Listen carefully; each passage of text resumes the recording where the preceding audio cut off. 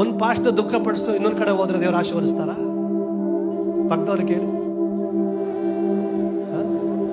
ನಿನ್ನ ಕುಟುಂಬನ ದುಃಖ ಪಡಿಸಿ ಇನ್ನೊಂದ್ ಕಡೆ ಹೋದ್ರೆ ಸಂತೋಷ ಅಲ್ಲ, ಆಶೀರ್ವಾದ ಬರುತ್ತಾ?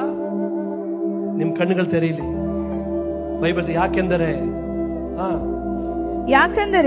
ಜನರು ಸ್ವಸ್ಥ ಬೋಧನೆಯನ್ನು ಸಹಿಸಲಾರದ ಕಾಲವು ಬರುತ್ತದೆ, ಅದರಲ್ಲಿ ಅವರು ತೀಟೆ ಕಿವಿಗಳುಳ್ಳವರಾಗಿ. ಏನಂತ ತೀಟೆ ಕಿವಿ? ಇಲ್ಲಿ ಸರಿ ಇಲ್ಲ, ಅಲ್ಲಿ ಹೋಗೋಣ ಬಾ, ಅಲ್ಲಿ ಸರಿ ಇಲ್ಲ, ಇಲ್ಲಿ ಹೋಗೋಣ ಬಾ, ಫಾಸ್ಟ್ ಅವತ್ತು ಹಂಗನ್ಬಿಟ್ರು, ಇವತ್ತು ಹಂಗನ್ಬಿಟ್ರು. ಸೇವಕರು ಗದರಿಸ್ತೆ, ಇನ್ಯಾರು ಗದರಿಸ್ತಾರ?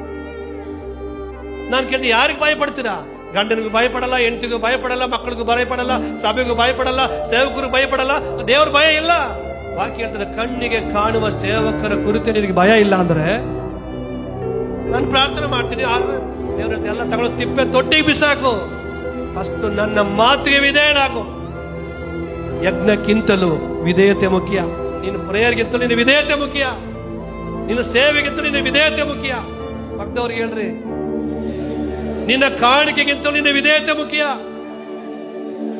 ಹಲ್ಲೆಲೂಯ. ಈ ಒಂದು ಸತ್ಯ ಉಪದೇಶ ಯೇಸು ನಾಮದಲ್ಲಿ ನಮಗೂ ಈ ಶಬ್ದ ಕೇಳೋರೆಲ್ಲರಿಗೂ ಅರ್ಥ ಆಗಲಿ ಅಂತ ಕೈ ತಟ್ಟಿ. ಆಮೇಲೆ ಕೊನೆಯಲ್ಲಿ ಏನ್ ಹೇಳ್ತದೆ? ಅದರಲ್ಲಿ ಅವರು ತೀಟೆ ಕಿವಿಗಳುಳ್ಳವರಾಗಿ, ಕಿವಿ ಉಳ್ಳಕೊಂಡು ರಹಸ್ಯವಾಗಿ ಮಾತಾಡೋದು, ಫೋನ್ಗಳಲ್ಲಿ ಮಾತಾಡ್ಕೊಳ್ಳೋದು, ಅಲ್ಲಿ ನಿಂತ್ಕೊಂಡು ಮಾತಾಡ್ಕೊಳ್ಳೋದು, ಅದಿಂಗೆ ಇದಿಂಗೆ, ಇದು ಸರಿ ಇಲ್ಲ, ಅದು ಸರಿ ಇಲ್ಲ, ತೀಟೆ ಕಿವಿ. ನಾನು ಹೇಳ್ತೀನಿ, ಪರಲೋಕ ಕೇಳಿಸ್ಕೊತಾ ಇಲ್ವಾ? ಏನ್ ಬರೋರು ಕೇಳಲ್ವಾ? ಹುಷಾರ್, ಅಭಿಷೇಕ್ತರ ಬಗ್ಗೆ ಮಾತಾಡಂಗಿಲ್ಲ ನೀನು. ದೇವ್ರು ಸುಮ್ಮನೆ ಇರಲ್ಲ. ಮಿರಿಯಾಮಳು ಮಾತಾಡಲು, ಮೋಶೆ ಮಿರಿಯಾಮನ ಚಿಕ್ಕವನೇ, ಮೋಶೆ ಎತ್ತಿ ಆಡಿ ಬೆಳೆಸಿದವಳು ಮಿರಿಯಾಮಳು. ಆದ್ರೂ ದೇವ್ರು ಬಿಟ್ಕೊಟ್ರ? ನೀನ್ ಏನೇ ಯಾರೇ ಆಗಿರೋ, ನಾನು ನೇಮಿಸಲ್ಪಟ್ಟ ಸೇವಕನಿಗೆ ನೀನು ಯಾಕೆ ಭಯ ಪಡ್ಲಿಲ್ಲ? ತೊಂದರೆ ರೋಗ ಬಂತಲ್ಲ, ಹುಷಾರ್.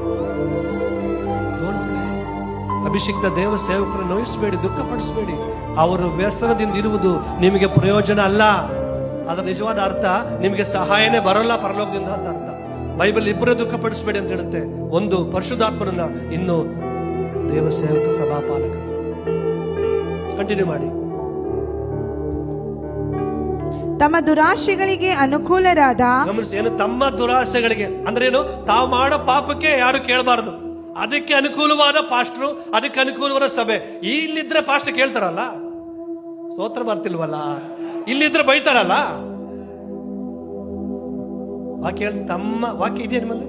ತಮ್ಮ ದುರಾಶೆಗಳಿಗೆ ಅನುಕೂಲರಾದ ಅನೇಕ ಉಪದೇಶಕರನ್ನು ಇಟ್ಟುಕೊಳ್ಳುವರು. ಇಟ್ಕೊಳ್ತಾರಂತೆ. ಎಷ್ಟು ಇಟ್ಕೊಳ್ತಾರೆ? ಅವ್ರು ಇಟ್ಕೊಳ್ಳೋದು, ದೇವ್ರು ಇಡಲ್ಲ ಅವ್ರನ್ನ, ಅವ್ರು ಇಟ್ಕೊಳ್ಳೋದು. ಇವನ್ ಬೇಡ ಅವನ್ ಬೇಕು ಅಂತ ಇಟ್ಕೋತಾರ, ಹಂಗೆ ಇಟ್ಕೊಳ್ಳೋದು. Be careful, be careful. ಪಕ್ಕದೊಳಗೆ ಎಚ್ಚರವಾಗಿರಿ. ನೀ ಇಟ್ಕೊಳ್ಳೋದಲ್ಲ, ದೇವರು ಇಟ್ಟಿರುವ ಸ್ಥಳದಲ್ಲಿ ನೀ ನಂಬಿಗಸ್ತರಾಗಿರ್ಬೇಕು. ಪಕ್ಕದವ್ರಿಗೆ ಹೇಳಿ,